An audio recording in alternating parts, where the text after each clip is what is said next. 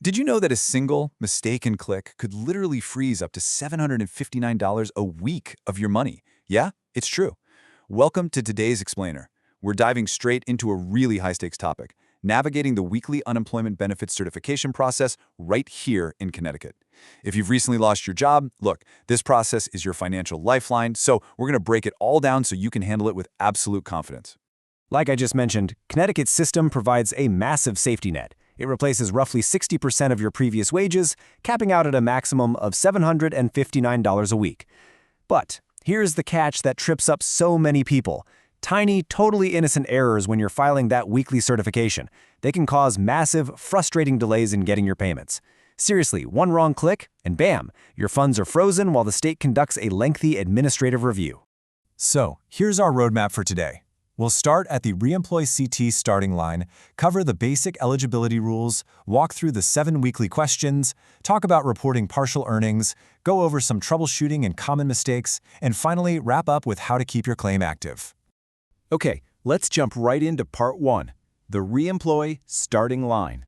Back in July 2022, Connecticut rolled out Reemploy CT. This is a completely modernized system that finally replaced a really old 40-year-old mainframe. But listen up, because this is probably the most critical thing you need to know if you've claimed benefits in the past.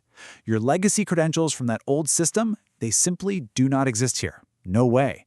Reemploy CT will not recognize your old username or your old password. You absolutely must create a fresh, new account to access the portal. Once you are all set up with your new login, the weekly process is highly specific. When you log in, you aren't filing a new claim. Instead, you're going to go to your account page and click the Weekly Certification button. You'll find that right under your quick links. From there, you'll be presented with a questionnaire. After answering everything truthfully, you finalize the whole shebang by electronically signing the document using just the last 4 digits of your Social Security number. Moving right along to Section 2, Basic Eligibility Rules. To stay eligible every week, the baseline is pretty straightforward. You have to be unemployed through no fault of your own, and you must remain physically able and available for full-time work. But here is where you actually have to do the legwork. Connecticut enforces a really strict 3-in-1 weekly work search rule. What does that mean? Well, you have to complete at least 3 distinct work search activities every single week. And, crucial point here, at least one of those activities must be a direct contact with an employer. All right, Part 3, the 7 weekly questions. Welcome to what I like to call the certification gauntlet. These are the specific questions you have to answer every single week in the portal. And please remember, you are electronically signing this document under penalty of law. So accuracy, it is absolutely everything. Let's translate some of this administrative speak into plain English. For example, if you answer that you are not available to work, your payments stop right there until you provide medical documentation. If you answer yes, that you refuse the job offer, the automated system immediately halts your funds and triggers a manual fact-finding review. And if you report receiving things like severance pay or workers' comp, you're generally going to be disqualified from receiving unemployment funds for that specific week. Now, if we look at Section 31-222-13 of the state regulations, it very clearly outlines that missing your weekly filing deadline generally means you just lose your benefits for that week. There is only one way around this, and that's if the state determines there was a good faith error, basically an excusable failure due to your own negligence, but they'll only grant that if you have absolutely no prior history of filing late. Let's tackle Section 4, reporting partial earnings.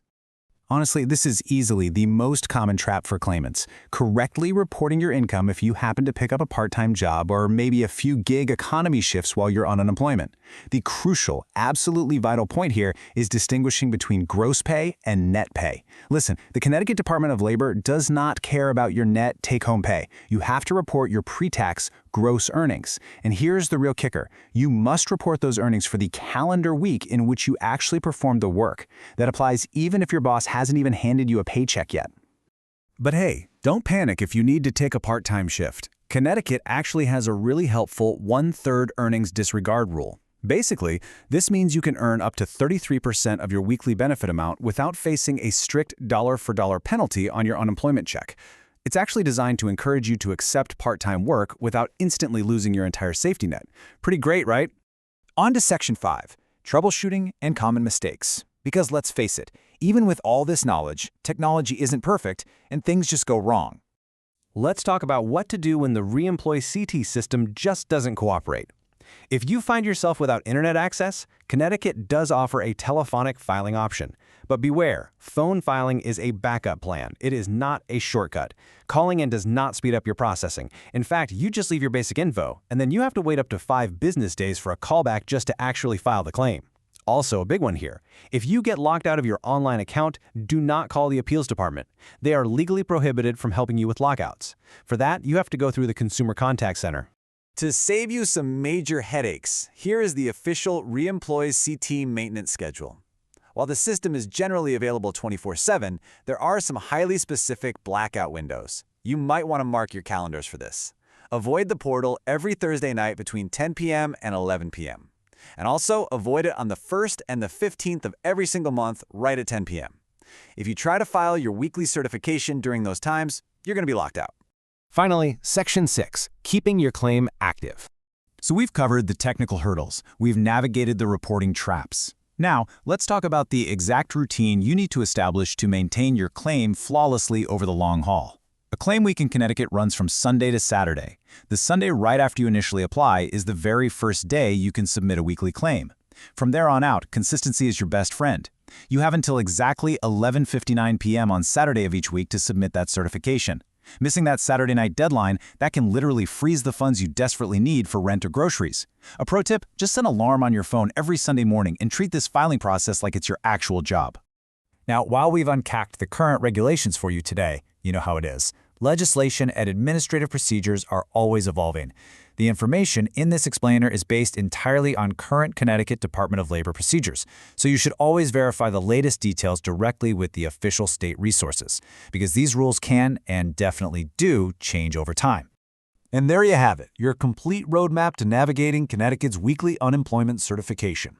Armed with all this knowledge, those 7 weekly questions really shouldn't seem so intimidating anymore. So, if you got any lingering questions, drop them below. But it does leave us with a much larger systemic question to ponder. As state safety nets become increasingly complex and fully digitized, will mastering these online portals become just as important as the job hunt itself? Think about it. Keep adapting and take control of your financial safety net.